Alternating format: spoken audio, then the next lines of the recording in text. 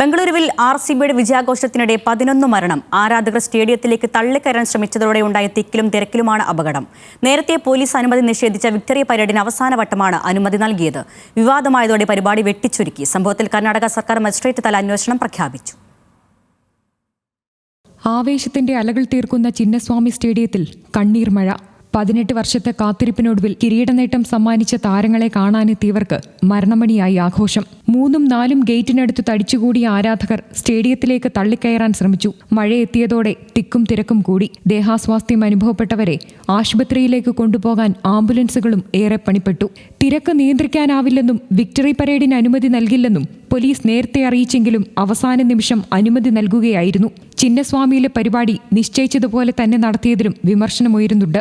വിരാട് കോഹ്ലിക്കെതിരെ സാമൂഹിക മാധ്യമങ്ങളിൽ സൈബർ അറ്റാക്കും നടക്കുകയാണ്.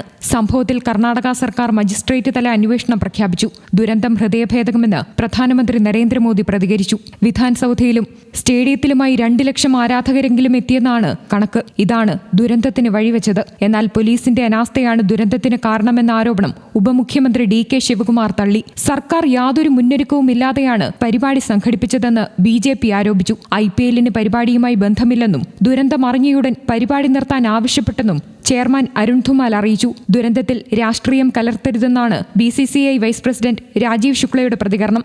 Sports desk, news Malayalam.